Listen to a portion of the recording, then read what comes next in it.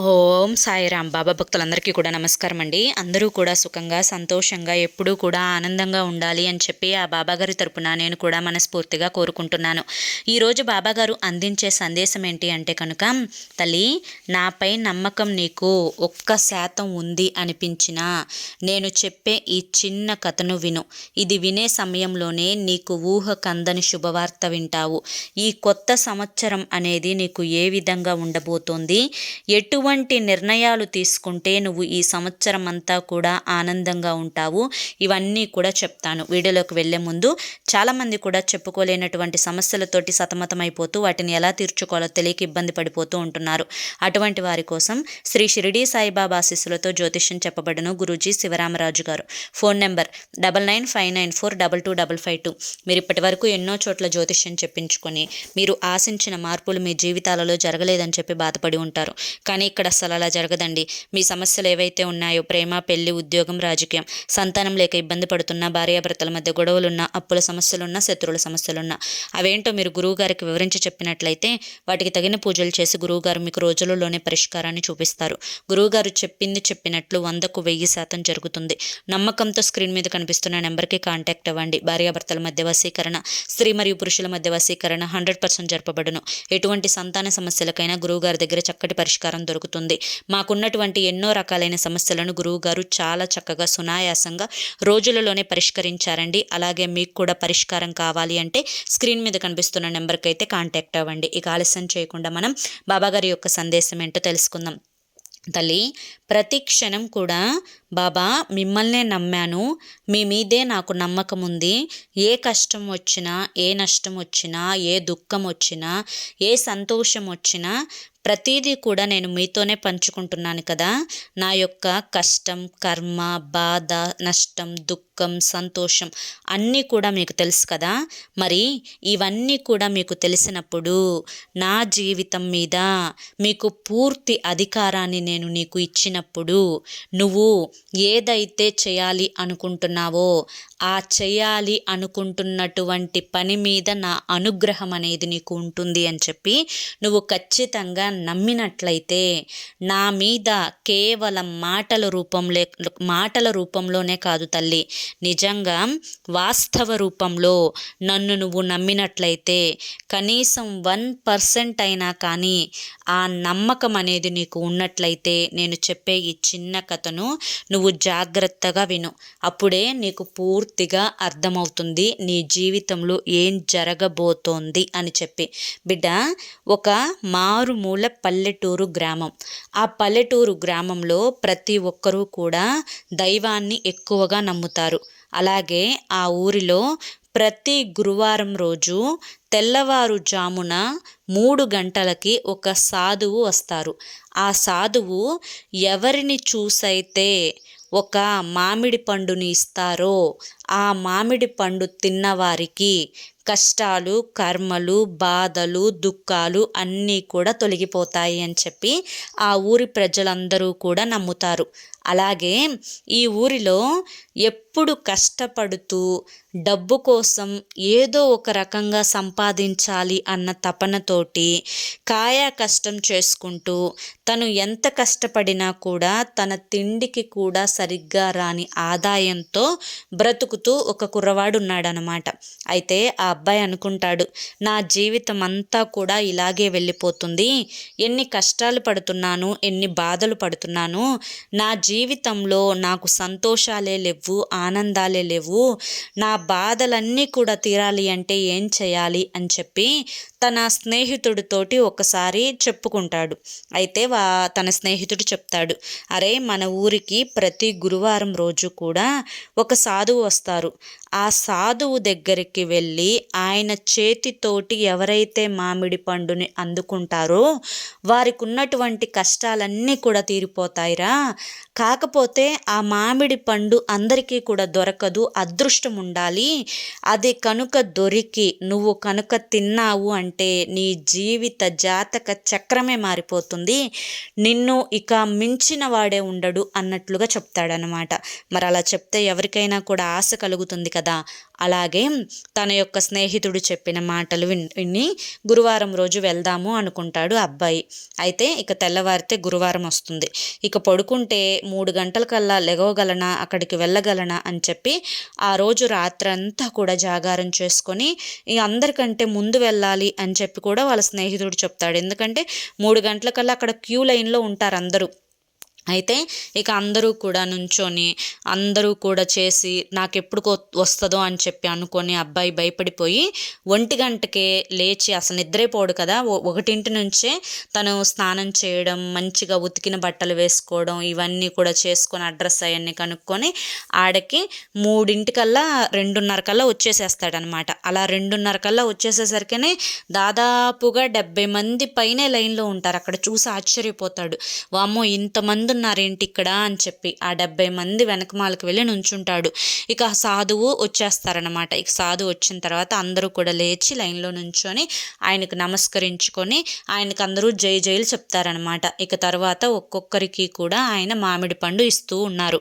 అలా 70 మందికి ఇచ్చేసరికి ఈ అబ్బాయి ఆ లైన్లోనే వేలిగిలు పడిపోతాడు. అందులో నిద్ర లేదు కదా రాత్రంతా కూడా. ఎప్పుడు నా వంతు వస్తుందా, ఎప్పుడా అని చెప్పి అలగిలు పడతా ఉంటాడు అనమాట. అంతలోకి ఆ అబ్బాయి యొక్క టైం వచ్చేసింది. ఆ 69వ అబ్బాయి దగ్గరికి వచ్చేసింది అనమాట. ఇక 69వ అబ్బాయి చేతిలో కూడా మామిడి పండు పడుతుంది, తీసుకుంటాడు, వెళ్ళిపోతాడు. ఇక ఈ అబ్బాయి వచ్చేసరికి, అబ్బాయి 70వ నెంబర్ కదా, ఈ అబ్బాయి వచ్చేసరికి అలా చెయ్యి పెట్టేసరికి ఆ యొక్క మామిడి పండు అనేది వెంటనే ఆ చేతిలోకి పడే టైంలో వెంటనే చేజారిపోయి కింద మురుగు కాలువలో పడిపోతుంది అనమాట. ఈ అబ్బాయికి ఇంకా అస్సలు మైండ్ అంతా ఒక్కసారిగా బ్లాక్ అయిపోతుంది. ఆ గురూజీ కూడా ఆయన అబ్బాయి కల్లే అదో రకంగా చూస్తాడు. ఆ చుట్టుపక్కల వాళ్ళందరూ రే ఏంటి గురూజీ కాయ ఇస్తేనే చాలు అని చెప్పి అనుకుంటున్న పక్షంలో నువ్వేంద్ర ఆయన ఇచ్చిన కాయను వదిలేసావు దరిద్రుడా, అని అంత దరిద్రుడు ఇంకొకళ్ళు లేడురా అని చెప్పి అందరూ తలా ఒక మాట అనేసరికి ఆ అబ్బాయికి ఇంకా బాధగా అనిపిస్తుంది. ఆ అబ్బాయి అంటాడు, ఆ స్వామీజీ గబక్కనే చేజారిపోయింది, పొరపాటు అయిపోయింది, నాకు ఇంకో కాయ ఇవ్వండి స్వామీజీ, ఇంకో కాయ ఇవ్వండి స్వామీజీ అంటాడు. అంటే వెనకమాల ఊరుకుంటారా, ఊరుకోరు కదా, వాళ్ళ వంతు కాయ, మళ్ళీ కాయలు అయిపోతాయేమో అని చెప్పి భయం వేస్తుంది కదా. వెనకమాలోళ్ళు అంటారు, నీకు మళ్ళీ కాయ కావాలి అంటే వెళ్ళి చివరన నుంచో, మా అందరిది అయిపోవాలి, మా అందరిది అయిపోయిన తర్వాత నీకు మిగిలితే నువ్వు తీసుకుందు కానీ, లేకపోతే ఇక నువ్వు మళ్ళీ నెక్స్ట్ వారం ట్రై చేయటమే నువ్వు అనేసి అని ఊరుకోకుండా అందరూ కలిసి అబ్బాయిని వెనక్కి నెట్టేస్తారనమాట. అబ్బాయి మళ్ళీ చివరికి వెళ్తాడు. మళ్ళీ అబ్బాయి ముందు ఇంకో 70 మంది ఉంటారు. అసలు కాయ వస్తుందా, నేను కాయ తీసుకుంటానా, నిజంగా నేను దరిద్రున్నా, నిజంగా నా అంత దురదృష్టవంతులు ఇంకొకళ్ళు ఉండరా, ఎందుకు కాయ వదిలిపెట్టానా, అసలు ఏమైంది నాకు, అలా ఎలా పడేసేస్తాను అసలు ఆ కాయని నేను అని చెప్పి అనుకొని దేవుణ్ణి కూడా తిట్టుకుంటాడు. ఏంటి స్వామి నా మీద ఇంత పగబట్టావు, అప్పుడప్పుడు మనకు కూడా మితిమించిన కష్టాలు వచ్చినప్పుడు, భరించలేని పరిస్థితులలో ఉన్నప్పుడు దేవుణ్ణి తిట్టుకుంటూ ఉంటారు ఎవరైనా కానీ. అది సహజంగా మానవుడు యొక్క ఆ మనస్థితి అనేది అలాగే ఉంటుందన్నమాట. ఇక అలాగే అబ్బాయి కూడా తిట్టుకుంటాడనమాట. ఇక తర్వాత అలా ఒక్కొక్కరికి ఇచ్చుకుంటూ ఉంటే ఎవ్వరూ చేజార్చుకోవట్లా, అందరూ చక్కగా తీసుకుంటున్నారు, అందరూ పక్కకు వెళ్ళి కళ్ళకద్దుకొని తింటున్నారు, అందరిని చూస్తున్నాడు ఈ అబ్బాయి బ్యాడ్ లక్ అని చెప్పి అనుకుంటున్నాడు. తర్వాత ఈ అబ్బాయి వంతుకి ఎప్పటికీ తెల్లవారుజామున 3 గంటలకు వెళ్ళి నుంచున్న అబ్బాయికి దాదాపుగా అది 10 గంటల లోపే అయిపోవాలన్నమాట. తీరా 9:59 అబ్బాయి సమయం వచ్చేసింది. ఒక పక్కన టెన్షన్, ఇంకొక నిమిషం ఉంటే ఆపేసేస్తారేమో అని చెప్పి టెన్షన్ అబ్బాయికి. ఆ టెన్షన్లో అలా వెళ్ళి ఈసారి పడేయకూడదు, జాగ్రత్తగా పట్టుకోవాలి, గట్టిగా పట్టుకోవాలి అని చెప్పి అలా వెళ్ళి చెయ్యి చాపేసరికి అప్పుడు ఆ యొక్క స్వామీజీ అంటాడు, కాయలు అయిపోయాయి అని చెప్పి అంటాడు. ఇక ఈ అబ్బాయికి ఎలా ఉంటుంది అసలు, ఒక్కసారి ఆ స్థానంలో మనం ఉంటే మనకేమనిపిస్తుంది, అసలు నిజంగా నా అంత దురదృష్టవంతులు ఉండరేమో, నా అంత దరిద్రులు ఉండరేమో, నేను నిజంగా ఇంత ఏ జన్మలో ఏం పాపం చేశానో, కనీసం నా ముందు 70 మంది, ఇప్పుడు మళ్ళీ ఇంకో 70 మంది, దాదాపుగా 150 మందికి అందిన కాయలు ఒకసారి అందినట్లే అంది చేజారి కాలువలో పడిపోయింది. అది తీసుకుందామన్నా కూడా మురుగు కాలువలో పడిపోయింది. అది ఎలా తింటాము? ఇక ఇప్పటికి అయిపోయిందిలే తీసుకుందాం అనుకునేసరికి కాయలే అయిపోయాయి. నిజంగా నా జనాలందరూ కూడా నన్ను అన్నమాట వాస్తవమేను, నా అంత దురదృష్టవంతులు ఉండరు స్వామి, నాకు ఇంత దరిద్రం ఎందుకు వచ్చింది అని చెప్పి ఆ స్వామీజీని ఏడుస్తూ అడుగుతాడనమాట. అప్పుడు ఆ స్వామీజీ చెప్తాడు, బాబు నీకు కాయ లేదు అని చెప్పి ఎవరన్నారు? కాయ ఉంది, ఒక్క నిమిషం ఆగు, నీ కోసమే సిద్ధమవుతూ ఒక కాయ మా చెట్టుకి పండుతూ ఉంది, అది కోయాల్సిన సమయం వచ్చింది అని చెప్పి శిష్యుడికి చెప్పి ఆ కాయను తీసుకురమ్మని చెప్పి చెప్తాడు. అప్పుడే చెట్టు నుంచి తాజాగా అసలు తింటే అమృతంతో సమానంగా ఉండేటువంటి ఏ మచ్చ కూడా లేనటువంటి ఆరోగ్యకరమైన తాజా మామిడి పండుని తీసుకొని ఆ స్వామీజీ అతని చేతిలో పెడతాడనమాట. అందరూ అందుకున్నారు, కానీ ఒకరోజు ముందు కోసిన కాయలను అందుకున్నారు.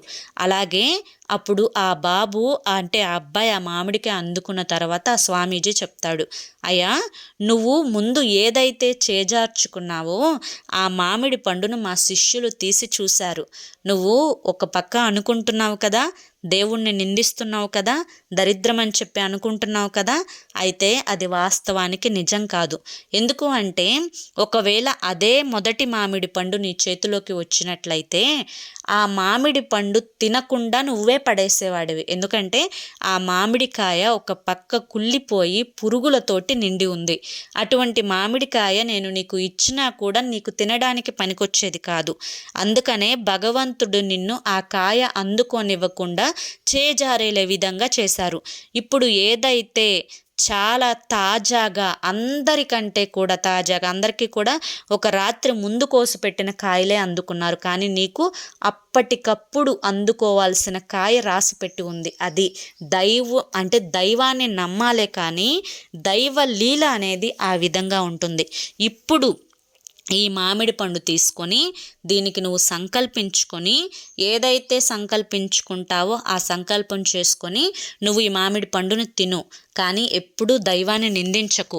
ఏదైనా ఒకటి నీ దగ్గరికి రాలేదు కోరుకున్నది అని అంటే, అలాగే ఏదైనా కానీ ఒక వస్తువు నీకు అందలేదు అని అంటే, లేదా ఏదైనా కానీ నీకు కావాల్సింది చేజారిపోయింది అంటే, నువ్వు అది నీకు దక్కడం వల్ల అందడం వల్ల నీకు ఏదో నష్టం అనేది పొంచి ఉంది, దానివల్ల నీకు ఉపయోగమే లేదు, దాన్ని అందుకుంటే నువ్వు నష్టపోతావు, లేదా దానివల్ల నీకు ఏదో హాని కలుగుతుంది అన్న ఉద్దేశంతో దైవం నీకు అది దూరం చేస్తుంది. అంతేకాని నీకు ఇష్టం అంటే ఇవ్వటం ఇష్టం లేక కాదు. భగవంతునికి ఈ భూమి మీద ఉన్న ప్రతి జీవి కూడా బిడ్డతోటి సమానమే. కాబట్టి భగవంతుడు ఒక బిడ్డను ఇలా చూడాలి, ఒక బిడ్డను అలా చూడాలి అని చెప్పి ఎప్పుడూ కూడా అనుకోరు.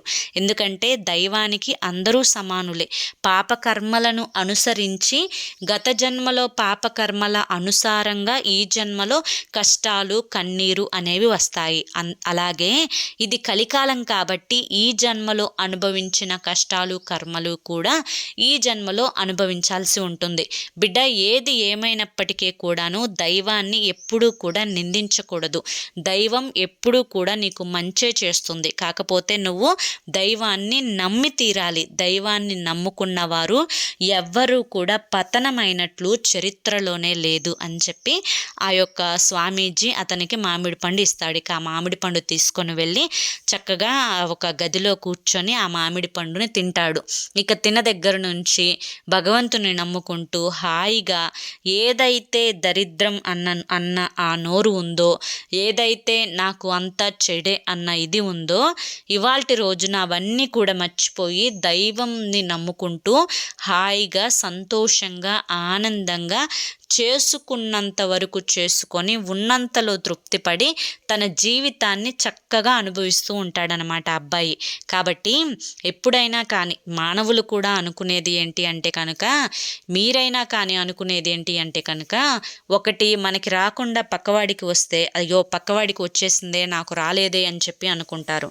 అలాగే ఒకటి మనకి వచ్చి పక్కవాడికి రాకపోయింది అంటే కనుక నా అంత అదృష్టవంతులు మరొకరు లేరే అని చెప్పి అనుకుంటూ ఉంటారు. ఎప్పుడు ఎప్పుడూ కూడా ఎవరికి వారు అలా అనుకోకూడదు. ఏదైనా కానీ నీ దగ్గర నుంచి వెళ్ళిపోయింది అంటే దానివల్ల నీకు నష్టం జరగవచ్చు.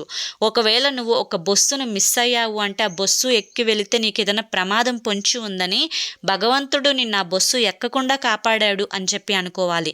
అంతేకాని ఇది దూరం అయిపోయింది, ఇది వెళ్ళిపోయింది, ఇది నాకు నష్టం చేసేది అని చెప్పి ఎప్పుడూ కూడా పొరపాటున కూడా ఆలోచించకూడదు. బిడ్డ, ఎందుకు ఇవన్నీ చెప్తున్నాను అంటే నీ జీవితంలో నీకు కొన్ని దూరం అయ్యాయి. నువ్వు కన్న కలలు ఏవైతే ఉన్నాయో ఆ కలలు కొన్ని నిజం కాలేదు. నీ కోరికలు కొన్ని నిజం కాలేదు. నీ చుట్టూ ఉండే పరిస్థితులు, నీ చుట్టూ ఉండే మనుషులు కొంతమంది నీకు అనుకూలంగా లేరు.